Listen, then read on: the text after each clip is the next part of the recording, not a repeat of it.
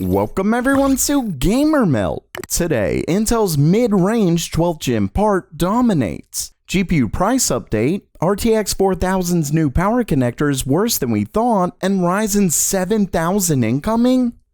Okay, it's news time, and first up for today, as Intel's upcoming 12th gen parts get closer to release, more and more performance numbers are being leaked. This time, we have a supposed new benchmark on the upcoming i5 12400. The benchmark was originally shared on Bilibili, and as you can see, it's a CPU-Z benchmark. Now, before I get to the results, there's actually one thing that's really interesting about the 12400. Unlike the other parts we've seen so far, the 12400 only comes with P cores, meaning there aren't any efficiency cores. You can see here that it's a 6-core 12-thread CPU, and efficiency cores don't come with multi-threading. Moving on to the benchmark, you can see that it got a very nice single-core score of 681.7 and a multi-core score of 4983.8. When we compare that to AMD's 5600X, we can see it handily wins in single-core performance and wins by a bit in multi-core. That's important because the current 11400 is a $190 part, while the 5600X is $300. Basically, even with a small price increase, the 12400 could be a massive win for mid-range PCs, given it's in stock.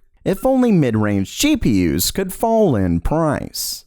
Are you someone who doesn't settle for anything other than the best? Then I've got the PC builder for you with today's sponsor, Digital Storm. With over 20 years of experience building high-end custom PCs, Digital Storm knows a thing or two about gaming PCs, and because of that, they can offer enthusiast-level upgrades from custom-sleeved cables to full-on GPU and CPU water cooling. I mean, look at that tidy cable management, and you can customize it however you want, from the motherboard, memory, all the way up to a Threadripper CPU. Plus, Digital Storm installs and tests everything before it's shipped out, so it's basically just plug and play. And each build comes with lifetime support, 1-year parts warranty, and 3 years labor. So get the best PC built just for you by visiting the link in the description below.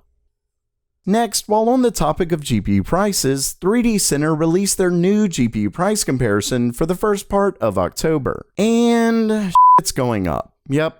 Even more. I don't even know. At this point, it's definitely frustrating. Of course, it has been the perfect storm of high demand and low supply that's affecting a ton of industries. But with crypto going up yet again, things are not calming down. The only possible good news on the crypto side is that a lasting drop could see prices plummet. But that isn't happening yet. Either way, according to this report, AMD GPUs are now selling for a whopping 183% of their MSRP, with Nvidia at 172%, which is a jump from last month. With that said, recent rumors point to a release coming very soon for AMD's RX 6600 non-XT GPU. So you do have at least one more chance to get a new GPU at MSRP, to which I will have affiliate links to the upcoming card in the description for when those are released. It won't cost you anything more, and it helps the channel out. Next up, I have a follow-up to a recent story that claimed the RTX 3090 Ti would come with a new power connector, and the fact that it would basically be a precursor to the 4000 series, which could get up to a whopping 600 watts. Well, it looks like that is in fact the case, as Igor's Lab recently published an article that confirms a new high power connector for PCI Express Gen 5. And like Video Cards, who published the original article, Igor's Lab is a very trustworthy leaker. Of course, Video Cards wasn't sure what the connector was, just that a new one was coming. Igor's Lab, on the other hand, shared the final schematics. And as you can see, it's a 16-pin connector with 12 power contacts and 4 smaller signal pins. What's wild is that it can actually support a maximum power of up to 600 watts via 55 amps on a 12-volt power rail. Sound familiar? Basically, next-gen cards will likely all come with the new power connector. The difference between this and the new connector on Nvidia's 3000 cards is that it will likely be required. Not only that, but according to Tom's Hardware, this won't be backwards compatible, so you would need a PCI Express 5.0 motherboard. There's a chance some third-party cards will use 8-pin connectors, but at 600 watts, we'll likely have to use a new connector eventually. I mean, even with an adapter, we'd be looking at 4 8-pin connectors connectors minus the 75 watts the slot provides. So yeah, while it would be nice to get away from all the 8-pin connectors, this looks to come with a lot of growing pains. Of course, next-gen cards won't be coming until next year, but if the 3090 Ti does have it, that's pretty soon. Time, as always, will tell.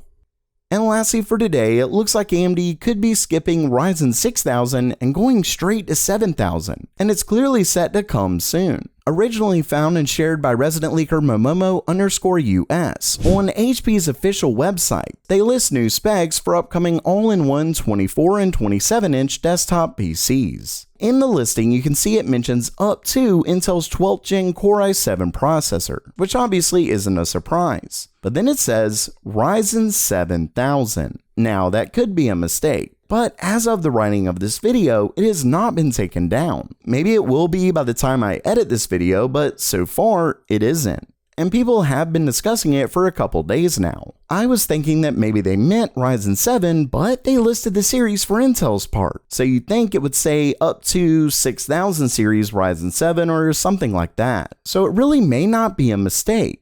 Of course, for those who follow the channel, you know even if they do remove it, that wouldn't prove it was wrong anyway. Another thing that is odd is the disclaimer. You can see that Ryzen 7000 is number 5, but when we go down, there isn't a number 5.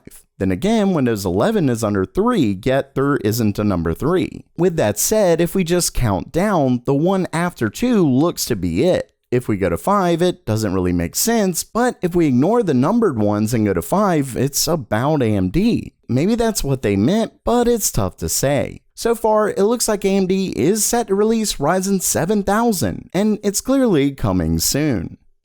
So while that does it for today, are you pumped for Ryzen 7000 or are you just bummed you may have to get a new PSU? Let me know down in the comments below. And if you liked the video, please subscribe. And as always, have a great day!